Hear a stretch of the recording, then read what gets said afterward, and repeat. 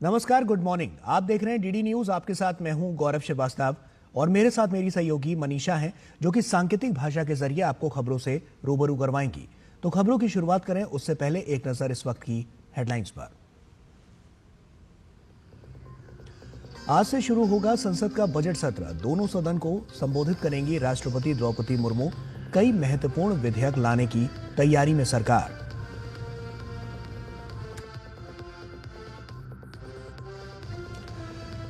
Budget से पहले वित्त मंत्री आज पेश करेंगी देश की आर्थिक स्थिति का रिपोर्ट कार्ड। सर्वेक्षण रिपोर्ट के जरिए चालू वित्तीय वर्ष का लेखा जोखा और भविष्य की योजनाओं की मिलेगी जानकारी।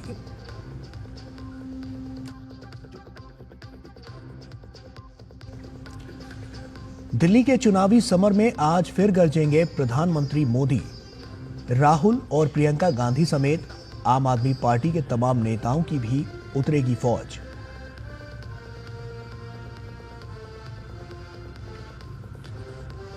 महाकुंभ भगदड़ की जांच के लिए आज प्रयागराज पहुंचेगी न्यायिक टीम। घटनास्थल का दौरा करके इकट्ठा करेगी जानकारी।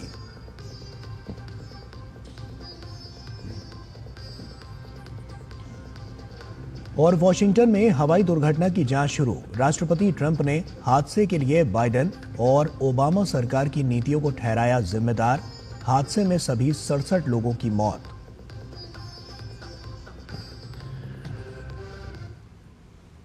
और आइए अब खबरों की शुरुआत करते हैं। संसद का बजट सत्र आज से शुरू हो रहा है। इसके 2 भाग होंगे। पहला भाग आज से 13 फरवरी तक चलेगा। वहीं सत्र का दूसरा भाग 10 मार्च से 4 अप्रैल तक चलेगा। आज सत्र से पहले राष्ट्रपति द्रौपदी मुर्मू संसद के दोनों सदन के सदस्यों को संबोधित करेंगी। राष्ट्रपति के अभिभाषण के बाद वित्त मंत्री निर्मला सीतारमण कल 1 फरवरी देश का केंद्रीय बजट पेश करेंगी। 13 फरवरी तक बजट सत्र के पहले भाग में पीएम मोदी राष्ट्रपति के अभिभाषण पर धन्यवाद प्रस्ताव का जवाब देंगे और इसके साथ ही वित्त मंत्री निर्मला सीतारमण बजट पर चर्चा का जवाब देंगी। इसके बाद बजट प्रस्तावों की जांच के लिए संसद अवकाश लेगी। विभिन्न मंत्रालयों की ओर से अनुदान की मांग पर चर्चा और बजट की प्रक्रिया को पूरा करने के लिए संसद दूसरे भाग में 10 मार्च से फिर से बैठक करेगी। और वहीं इसके बाद सत्र 4 अप्रैल को समाप्त होगा, यानी कि पूरे बजट सत्र में 27 बैठकें होंगी। और इस सत्र में वक्फ संशोधन विधेयक पर संयुक्त संसदीय समिति अपनी रिपोर्ट पेश करेगी।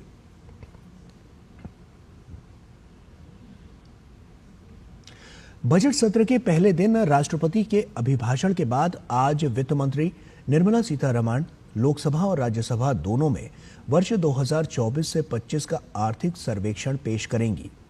आर्थिक सर्वेक्षण की प्रस्तुति संसद में बजट सत्र की आधिकारिक शुरुआत का प्रतीक है। आर्थिक सर्वेक्षण देश की वर्तमान आर्थिक स्थिति और भविष्य के दृष्टिकोण की एक व्यापक समीक्षा है।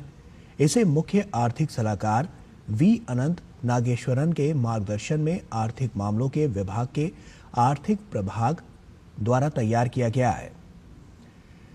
आर्थिक सर्वेक्षण एक तरह से रिपोर्ट कार्ड होता है, जिसके जरिए सरकार देश की वित्तीय स्थिति से लेकर रोजगार, महंगाई, योजनागत खर्च और आर्थिक विकास से जुड़े आंकड़ों को पेश करती है। भविष्य में आर्थिक विकास दर के अनुमान, राजकोषीय घाटे की स्थिति और आधारभूत ढांचे से जुड़ी भविष्य की योजनाओं की भी जानकारी इसमें शामिल हो सकती है। और वहीं केंद्र शासित प्रदेश दिल्ली में चुनावी सरगर्मियां शबाब पर हैं। तीनों प्रमुख राजनीतिक दलों के दिग्गज नेता मतदाताओं को लुभाने में जुटे हुए हैं। भाजपा के सबसे बड़े चेहरे प्रधानमंत्री नरेंद्र मोदी की आज दिल्ली में दूसरी चुनावी रैली है।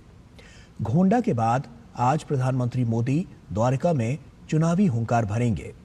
दिल्ली में बीजेपी 1993 के बाद से अब तक कोई भी विधानसभा चुनाव नहीं जीत सकी है। बीजेपी साल 1998 के चुनाव में हार के साथ दिल्ली की सत्ता से बाहर हुई थी और पार्टी की कोशिश है कि इस बार करीब 27 साल का सूखा समाप्त कराया जा सके। बता दें कि दिल्ली की 70 विधानसभा सीटों के लिए एक ही चरण में 5 फरवरी को वोट डाले जाएंगे और चुनाव नतीजों का ऐलान 8 फरवरी को होगा। और वहीं कांग्रेस नेता संदीप दीक्षित ने आप संयोजक अरविंद केजरीवाल को आज जंतर मंतर पर पब्लिक डिबेट की चुनौती दी है। नई दिल्ली सीट से केजरीवाल के खिलाफ चुनाव में उतरे संदीप दीक्षित ने केजरीवाल को एक पत्र लिखकर कहा है कि मैं लगातार आपके कई दावों को लेकर आपको डिबेट की चुनौती देता आया हूं। मैंने दिल्ली सरकार के डेटा के आधार पर न सिर्फ आपके दावों पर सवाल उठाया है, बल्कि उन्हें गलत भी साबित किया है। और दिल्ली विधानसभा चुनाव को लेकर चुनाव प्रचार का दौर जारी है। सभी राजनीतिक दलों ने प्रचार के लिए अपनी ताकत झोंक दी है और पार्टी के प्रमुख नेता रोड शो और जनसभाएं कर रहे हैं। और इसी कड़ी में कांग्रेस नेता राहुल गांधी आज दिल्ली के मादीपुर विधानसभा में जनसभा को संबोधित करेंगे। कांग्रेस महासचिव प्रियंका गांधी भी नागलोई जाट विधानसभा क्षेत्र में रोड शो और मुस्तफाबाद में जनसभा करेंगी।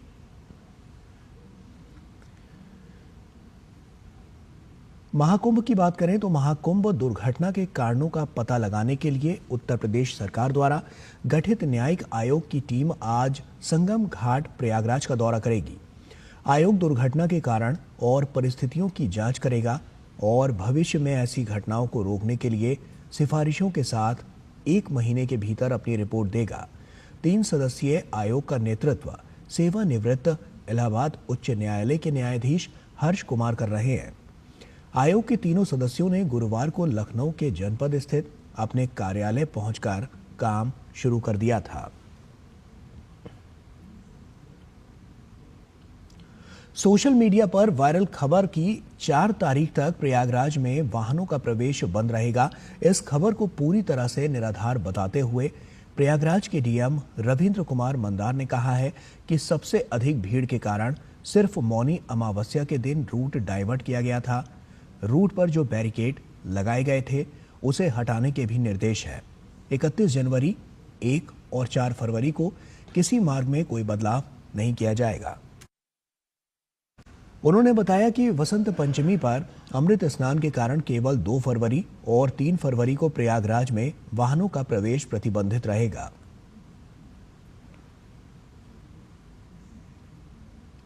अमेरिका में हुए विमान हेलीकॉप्टर दुर्घटना में कोई भी यात्री जीवित नहीं बचा है। यह हादसा कल वॉशिंगटन डीसी के रीगन नेशनल एयरपोर्ट के पास हुआ था। अमेरिकी मीडिया रिपोर्ट्स में यह कहा जा रहा है कि ब्लैक बॉक्स बरामद कर लिया गया है, लिहाजा अब हादसे के सही कारण सामने आ सकेंगे। बताया जा रहा है कि 20 से अधिक वर्षों में यह सबसे घातक अमेरिकी हवाई दुर्घटना है, जिसमें 67 लोगों की मौत हो गई है। इसमें आसमान में अमेरिकन एयरलाइंस के एक विमान और सेना के एक हेलीकॉप्टर के बीच टक्कर हो गई थी। टक्कर के बाद विमान और हेलीकॉप्टर टूटकर एक नदी में गिर गए। ट्रंप ने घटना पर दुख जताया और आने वाले समय में इस तरह की घटनाओं को रोकने की बात कही। एक प्रेस कॉन्फ्रेंस में ट्रंप ने हेलीकॉप्टर के पायलट की भूमिका पर सवाल खड़े किए और विमान हादसे को लेकर बराक ओबामा और जो बाइडेन की नियुक्तियों की नीति DEI प्रोग्राम यानी कि डाइवर्सिटी, इक्विटी और इंक्लूजन को इस हादसे के लिए जिम्मेदार ठहराया है। भारत और इंग्लैंड के बीच 5 T20 अंतर्राष्ट्रीय क्रिकेट मैचों की श्रृंखला का चौथा मैच आज पुणे में खेला जाएगा। ये match Maharashtra cricket association stadium में शाम 7 बजे शुरू होगा। भारतीय टीम सीरीज जीतने के इरादे के साथ उतरेगी, तो वहीं इंग्लैंड की नजर सीरीज बराबर करने पर रहेगी। इससे पहले राजकोट में खेले गए तीसरे T20 मैच में इंग्लैंड ने भारत को 26 रनों से हरा दिया था। भारत ने आज का मुकाबला जीता तो इंग्लिश टीम सीरीज गंवा देगी। भारत 5 मैचों की सीरीज में 2-1 से आगे है।